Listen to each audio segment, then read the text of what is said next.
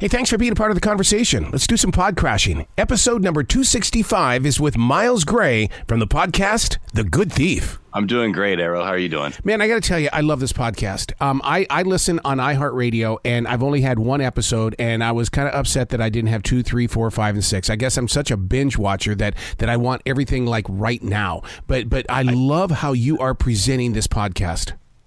Oh, yeah. Thanks so much. I mean, episode 2 is out and they'll come out every week. So but I totally get the binge factor, because even as I was working on the show, I'm like, well, are we going to figure this out? Do we know who this guy is? Can we find this guy?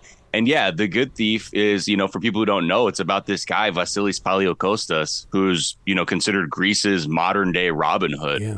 And he had this 20-year, career where he put together some of the most out of this world bank heists and prison escapes. I mean, this guy, he basically escaped, Greece's Alcatraz twice. And he used a helicopter both times. Yeah. So yeah, the whole podcast, it like, we call it kind of like a popcorn podcast because it really feels like a movie. Like, I think I always say this to people who aren't really listening to podcasts or have only heard a few.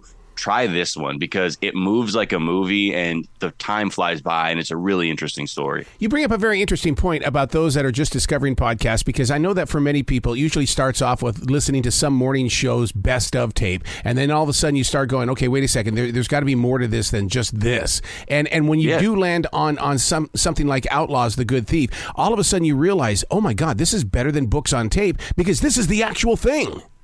Yeah, exactly. And plus, I think with books on tape, it's pretty normal. Like you're getting read a book, but with this, there's great sound design, great score. It feels like you're watching a Guy Ritchie movie, or kind of bank heist movie, and it moves really, really fast. And yeah, like I said, it's probably one of the most action-packed podcasts I've listened to. And making podcasts, I've heard a lot of podcasts. So I say that with the most seriousness. One of the things that you have on this is that you have a team, and and each team has a mission, and each team is bringing something back to that studio. Yeah. So we had this great partnership with the Greek Podcast Project and this group of investigative journalists in Greece who obviously, when we partnered with them, knew about the story. Yep. But also had a lot of questions. We all know about this guy, but it's so many of these stories about him, like how he would rob banks and then, pay for someone's education, like in this mountain area that he was from, or take a tractor for a bank heist and then bring it back with a full bed of hay and cash on the seat. We're always trying to figure out, is this real? Because a lot of those stories are secondhand. It's a cousin's friend's cousin told us about this, or it happened to them. So these, our team in Greece, they went everywhere, from the mountains to far-flung islands, in search of this guy and really trying to nail down, who exactly he is, because no one has seen him in about 14 years. Yeah. But we know he's out there. What's really interesting that I love about the story, and I think what kept drawing me to the story even closer and closer, was the fact that he and his group never injured anyone. That was so important to them. Yeah. Yeah. It's just that's kind of where we kind of wrestle with this idea of a good thief. What is a good thief, because, their philosophy as bank robbers, they kind of saw themselves as gentlemen robbers in a way. And whenever even if they get into kidnapping at a certain point, and even then they're giving their, the people that they're abducting, making sure they're comfortable. Here's a newspaper, here's some food. And these guys would always come back after being kidnapped from them, they're really nice guys. Yeah. They're really polite. I kind of see where they're coming from. And, living, I think, in a world today, times are really tough. And I think a lot of people, they look around and it just seems like things are getting harder and we're not making as much money as we could. And we see people making a lot more money at the top. And you begin to wonder, it's well, where's our piece? And I think that was a huge thing about Vassilis Palaikostas, is he saw all this corruption in Greece. And he saw all the people he grew up with just suffering on that end. And that was, I guess, his attempt to sort of right the scales. Well, I mean, if he's been missing for 14 years, it's almost like why isn't he taking care of this generation, the 14 years and stuff? And you really do point that picture out. We don't even know if he's alive. Yeah, exactly. I mean, our team, and then, this it gets very interesting in the later episodes, so I'm not going to spoil anything. But, we find out that, someone spotted him in a cafe in this one town. Another person spotted him driving on this mountain road, and like they see him all the time. Other people say, like he might be in poor health. So we have to follow all those leads. And, eventually we kind of get to a point where we begin to see what the real truth is. What's really interesting about this is that they never saw it as stealing money. They were just taking things from people who can afford to. Yeah, exactly. And I think that's, again, why they, as, quote unquote, moral criminals, really did their research. They're looking around and they say, even if, who has a lot of money? Okay, are they in good health? Because we also don't want to shock them if we rob them and cause some kind of significant health event for them. So they would cross like older people off the list and find people that were like in better health. So all of these things were being considered, because at the end, I think the way they look at it is, with all the corruption going on, everyday people are being stolen from. So what difference does it make if a few million is lost from someone who tens of or hundreds of millions of dollars? The inner circle here is basically unbreakable and unstoppable. What glued them together to be so faithful to each other? I think these guys, right, they come from this, they all have a really similar background. They all come from this mountainous region in Greece where it's really underdeveloped. The Greek state has kind of forgot that these people live there, and life is really, really hard growing up there.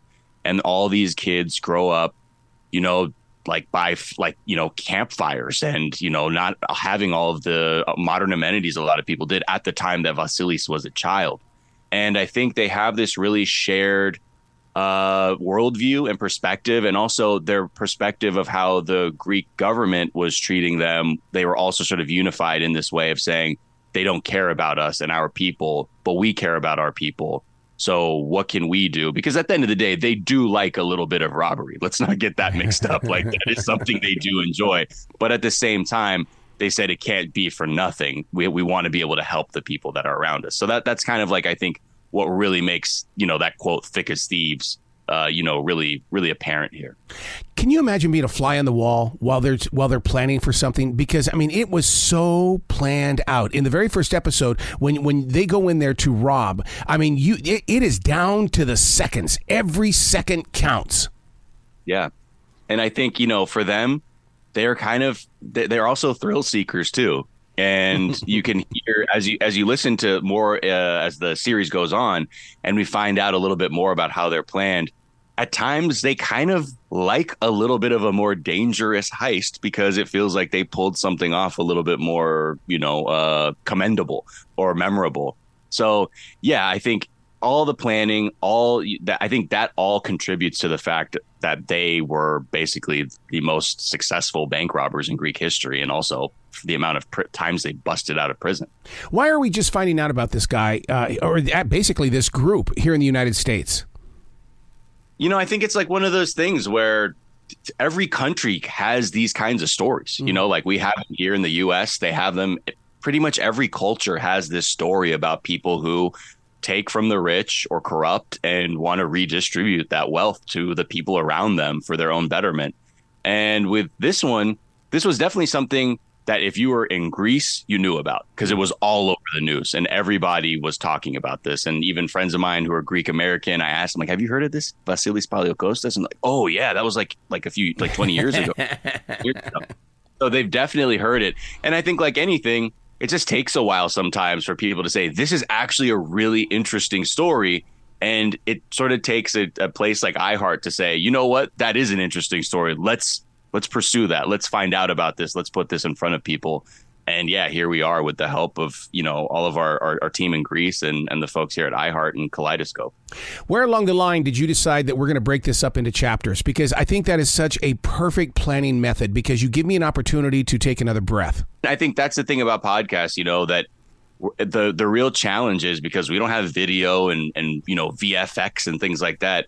You really have to think about how it sounds and how people take the information in and really work with that in a way that feels natural. So by the end of it, they don't miss a thing and they feel totally checked in with everything that's happening. You brought up video because I won't do video. And I think that's because I'm a radio guy. And I just think that video takes away from the imagination. Are you believing that same thing? Yeah, I mean, as a podcaster, Yeah. I used to work in, excuse me, I used to work in physical production, doing video and things like that. And podcasting audio, it's just way more liberating. Excuse me. I think that just, gives you way more freedom. And the human voice, honestly, I think is the most powerful thing, the most powerful communication tool more than anything visual. And because of that, yeah, I don't think video is necessarily a needed part. Yeah. Now, when it comes to your story sharing, because you've got a brilliant way of bringing us into the story, where did you learn that from? Because, I mean, if you haven't been trained by radio program directors or voiceover actors, where did it come from, this skill? I honestly, I don't know. I've had I've had all kinds of jobs throughout my life. I was a lobbyist working in politics for a number of years. Got over that, and I realized I wanted to be a comedian, so I did a lot of improv and writing and things like that.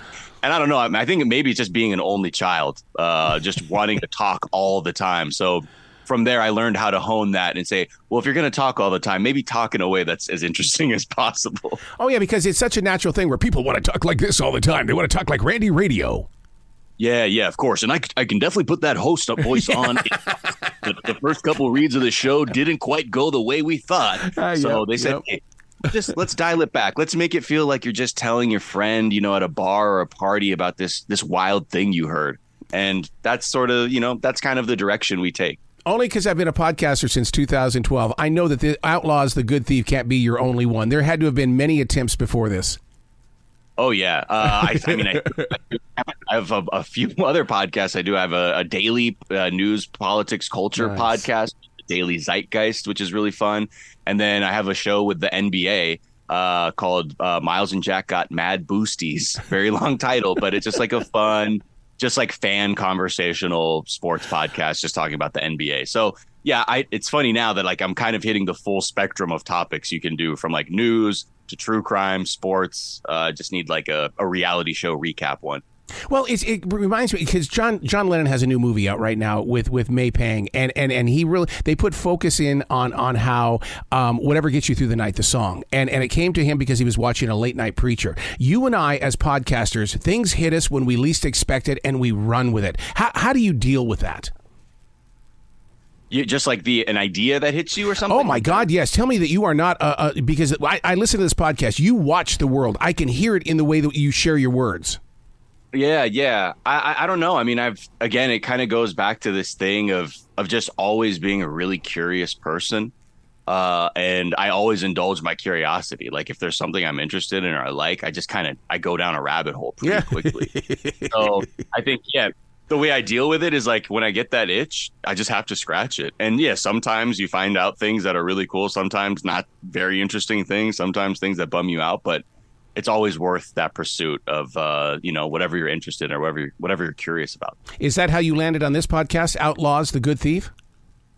Yeah, I mean, this was a partnership between iHeart and Kaleidoscope Media, and the friends of mine at Kaleidoscope were just sort of like, hey, like, I know we've been talking to you about this idea, but like, I think we're going to make the show. Do you want to do it? I almost bit their hand off because I was like, yes, absolutely. This is the most interesting thing to me. And for me personally, like I said, I just think, it's in a time right now where, again, I feel like people aren't doing as well as they could be. It's nice to just sort of see that there is this like sort of feeling, or at least ethos within people of like, you know what, things are bad. Things can be better. Now, I don't know if this is the best way to solve those things, but at the very least, it makes for a really entertaining, fun ride. Yeah, speaking of that, because that's how I listened to it, was riding in the car. And it helped me say, okay, well, if these guys who are bad, but they're not really bad, are doing good things for people, what am I doing in my own world where I could be doing some good as well? Absolutely. And I think that's what's really admirable. I mean, these guys are sort of almost, they're part bank robbers, part philosophers in that way, where it's like, we're not going to steal just to steal things. Like if we do it, we'll enrich ourselves, but we want to also help people around us. And if we're going to do it, we want to do it in the most ethical way. I think that's just a really, just a neat part of it. And yeah, like you said, it kind of does make you confront what you do in your own day to day. You're like, how can I give back to my community? I don't need to rob a bank and do that, but maybe I can volunteer. Maybe I can just see what groups are out there in my community and help out and just connect with each other. because I think that's a definite good step to giving back for sure. Bruce Lee always said, don't give away your knowledge because it'll become a weapon against you. Okay, now we have The Apprentice inside this podcast. Oh my God, dude. I mean, when I first heard about this, I thought, we got trouble going on here. Yeah. And again, like that apprentice, who starts off as just kind of like this kid ends up becoming Greece's biggest bank robber. Yeah. And he's a guy who also, when he had a bit of curiosity, he went after it. And whether that was finding out who the most corrupt officials were in Greece or just learning the layout of a prison so he can escape twice, he does it. And I think, that like laser focus pays off definitely for us as we listen to all these different hijinks they pull off. Were you in the production room when you put together the scene where he escapes the prison by way of helicopter? Because the timing, well, that's got to be the comedian coming out in you, because the pause, the timing, everything had a payoff on that scene. Yeah, I think that was, again, I what's funny is I definitely knew how the episodes were going to move, but for me as like a creator, I said, I want to hear it when you guys have fully cut it, because my part is to voice it and help connect all the other pieces of the podcast. But I really I want to feel like the audience. Like I want to see it for the first time. I don't want to spoil it for myself. So I wasn't there for that specific assembly. But you could easily see from the script, you're like, oh, this is going to sound so good. But I was completely blown away with the final product. I mean, the sound design, you're just put in the place, and it's kind of what we call like popcorn podcasting. It feels a movie. It's not a dry informational show. It moves. It feels like a Guy Ritchie movie, like you're watching Snatch or something like that, but in a podcast, which is a really, really rare commodity, I think, right now.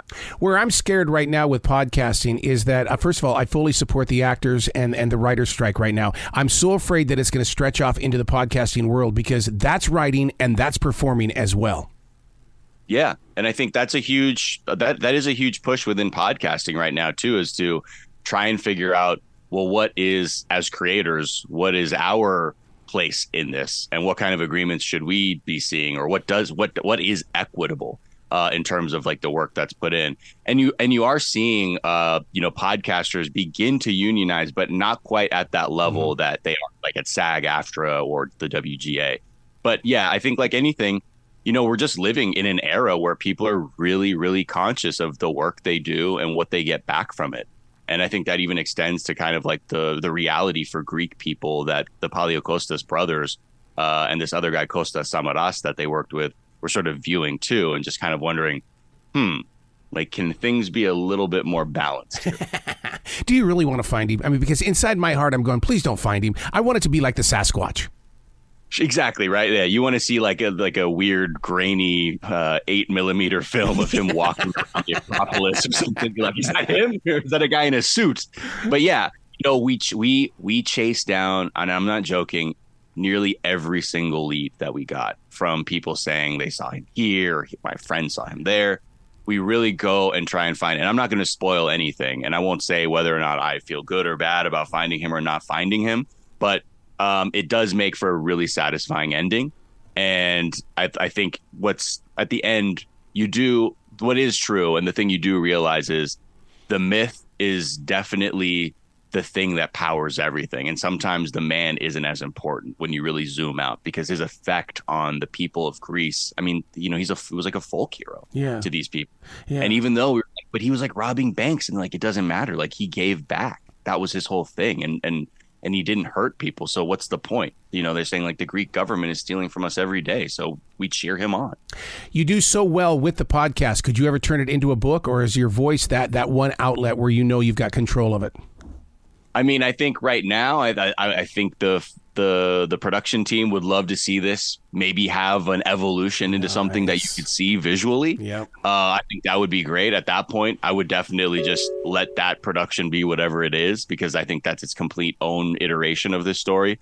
But we're really proud of this one, of the podcast. And yeah, it like I said, for anyone who, even if you've not listened to podcasts much, I say, please take a chance with this, because I promise you, it's almost like you're watching TV, but you're just not looking at the screen. Oh, you're so right about that. And I told you from the very beginning, I said, I'm addicted to this, and I want every episode right now, because I'm a spoiled child. No, I know. Eventually, we'll get to that binge model, but we got to chum the waters a little bit and keep you coming back every week. But I promise it's going to be a great payoff. Excellent, Miles. Come back to this show anytime in the future. The door is always going to be open for you. Oh, thank you so much, Arrow. Well, you be brilliant today, okay? Yeah, you too.